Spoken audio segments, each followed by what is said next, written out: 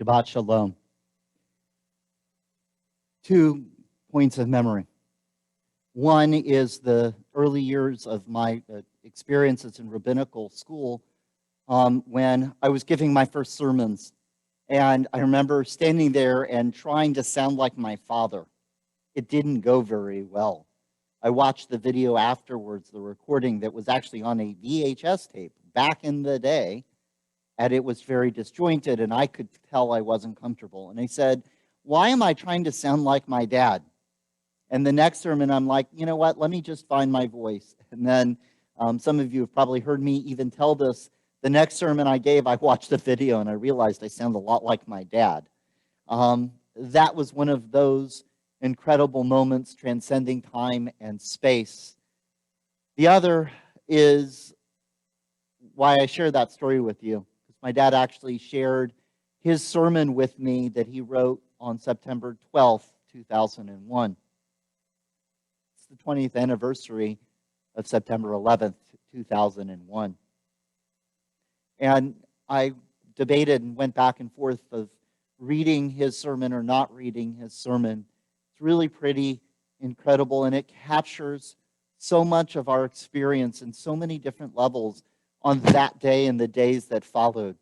Remember where I was that morning. Jill and I were watching the Today Show. She was getting ready to head off to school, and the first plane and the second plane, and the towers fell, and she took Anna off. Anna was an infant. Yeah, think about that for a minute.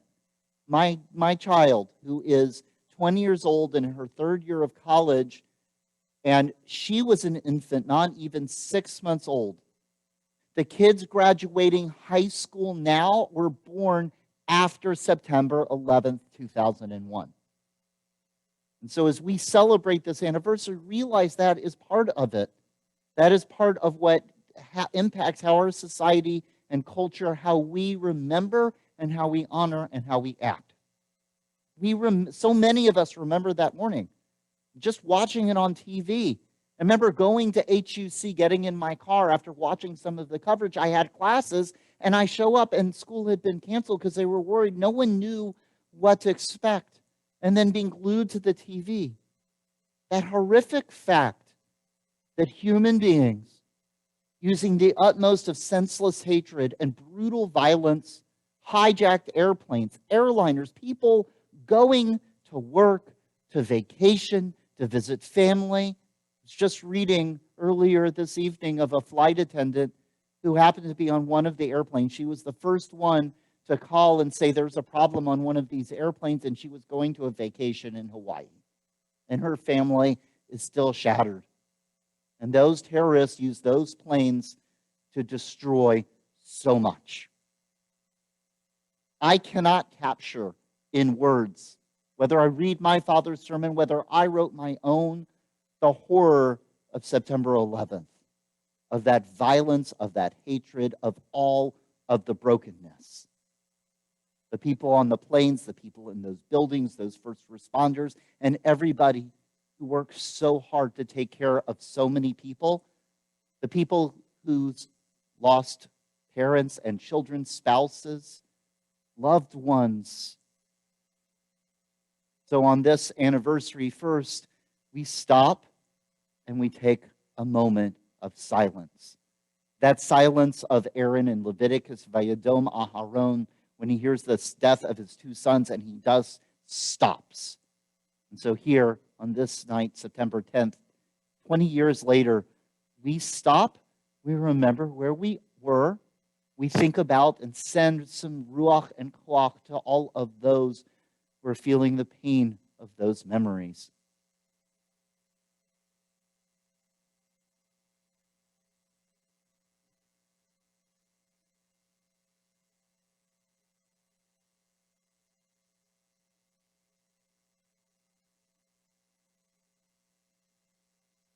And then I look at you. This is Shabbat Shuva, a Shabbat of turning, a Shabbat of return.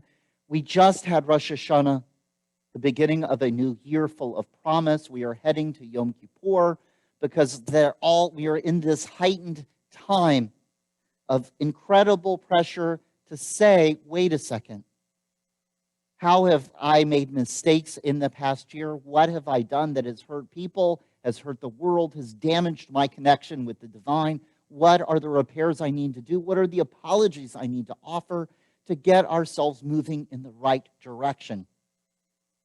And here on this September 11th, I feel that pull of Shabbat Shuva, of that turning and returning, and where do I need to be into this world? How do I remember that moment of history, looking back after 20 years and say, wait, what am I going to do?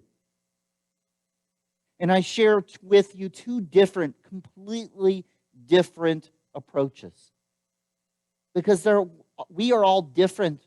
There are some of you that are theists and thinking about God in this moment, and there are others that say that this was very much something created by human beings, and what do we do in response? How do we as humans behave? And so on this Shabbat, I share first with you that human piece, because it is incredible and powerful. Just like often on Yom Kippur, we'll talk about that difference between Jonah and Noah, about Noah who packed up people in a boat and Jonah who went out into the community in order to save all of Nineveh. There are all of these moments of comparison and difference and challenge. One of those that I always hold as I think about September 11th, a simple human question. On one hand, we have those terrorists who, with senseless hatred, with cruelty, with demonizing and denigrating, saying these are not human lives, pursuit of whatever they were trying to do, it doesn't matter how many lives we shatter, destroy, how much destruction, the more destruction, the better. On one hand is that kind of hatred and inhumanity and cruelty and violence. They used airplanes as weapons. And on the other hand is the story of Gander, Newfoundland. And if you've got Apple TV, I know it's coming to a screen near you. They've also just been able to reopen the show on Broadway recently. It's called Come From Away, and it's one of the accounts of the story of what happened in Gander, Newfoundland. And it stands in stark contrast to what those terrorists did. When the planes started crashing into buildings, all of air traffic got sealed down. We all remember it from that day and days after, where the skies were suddenly empty.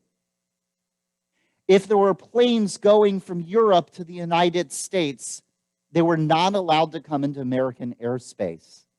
And many of them, I think it was 38 planes, if not more, were sent to a small airport. It was a refueling station. It had been an Air Force base in a town called Gander, Newfoundland. Thousands of people that had to go through security checks, be forced off their airplanes. This airport was not designed for that many people. And do you know what the Gander folks in Gander said? They opened their arms, they opened their hands, and they said, you all are come from away, welcome here. And they took them in. Food, blankets, clothes. They brought them into their homes, they brought them into their recreational spaces, they brought them into their churches, everywhere they could find. So those people who got stranded in that place, who had no idea what was going on in the world turned upside down, were taken in with full and complete love. People drove out. Just the people of Gander would go and they'd say, do you need something? Let me take you to Walmart. Oh, I see you have a young baby. Come to my house and take a shower. They were taken care of. It's that simple, isn't it?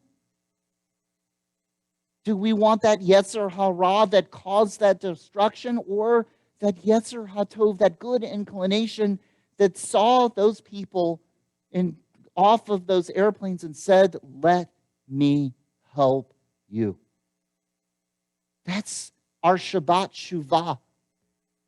That's where we turn When we get into that headspace, heading into those places of negativity or senseless hatred or demonizing someone or cruelty, let us turn and find and say, wait a second, that's not the world I want. Finding those ways to turn ourselves, even if it's a microaggression, even if it's just one little moment, how can we turn the story, turn ourselves, so we can find that light like they did in Gander, Newfoundland? That's part of this celebration of Shabbat Shuva. How do we turn from one way of being to another? Complete opposite poles, but we know those moments, and let us in this new year turn. And the second piece of turning, because that's the human part, the second part of turning, I think, for me, is deeper, is profound, is more of a challenge.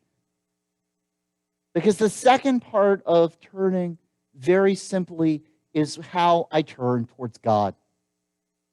You've already heard me talk about it a little bit, because when you have something like September 11th or the Holocaust, when we talk about the destruction of the first temple or the second or the Spanish Inquisition, we have plenty of stories of Jews of those moments where it wasn't a natural disaster, where it wasn't some type of disease, but where it was humanity's cruelty to humanity. And still, we say, why didn't God fix it? Why does God let that stuff happen? We have those moments, so many of us, and those theologies that say, look, if I'm a good person, if I'm kind and just and do my best to be a good human being, simply a mensch, why is God letting this happen to people? And that's the challenge. I feel like there's almost idol worship in that, where we keep waiting for God to fix stuff. And that, to me, is part of this Shabbat Shuva, part of this act of turning, of not having some expectation that some hand is going to come out of the universe and fix all of those problems. Because if I'm honest, if I'm just and righteous, what I see isn't waiting for something outside of me to fix it. What I see and what I experience, what I feel and what I believe, is not looking back and looking for the blame and the reason and the understanding. It's instead turning myself in a different direction. Where do I find God?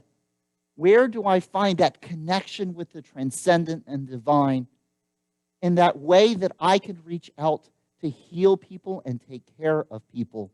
Not looking back in the past to get angry that God somehow let this happen, but somehow finding those divine sparks.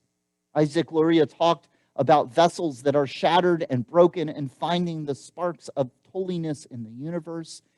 That, to me, is part of this Shabbat Shuva on this September 11th. Of turning and looking and not just saying, oh, I've got to open my hands and help people, but taking it that step further and saying, how do I connect with something greater than myself? How do I find the divinity in somebody's smile and love, and those little acts of caring that we do, to not just care and not just love and not just open my hands, but to raise it to that whole other level, that it inspires and empowers me, and it inspires and empowers the people around me, so that we become even more. On this Shabbat Shuva, I both look to you and I'm looking to God. I'm looking to all of us to find our best of our own humanity, of all of our powers of creativity, of our strength, of our love that we have to move gracefully through this world and heal the hurts that we see. But I'm also looking to all of you, made in God's image. Isn't that what it means to bring the divine into those acts of healing and caring, to find that energy within and without, to raise it to something higher. That's what September 11th, what my memory of those plane crashes, of those collapsed buildings and fires, of all of those people rushing in, even as somebody tried to tear it all down, people rushed in to care. So many lives were lost. So many lives are broken. Even 20 years later, we still feel it reverberate. Let us, in all of these levels, turn towards Tov, towards goodness, towards Chaim, towards life, and towards the light that we can bring into the world in this new year and even on this dark day in our country's history. Amen. Shabbat Shalom and Shana Tova Untuka. Not let us just taste sweetness in this new year. Let us bring sweetness in this new year.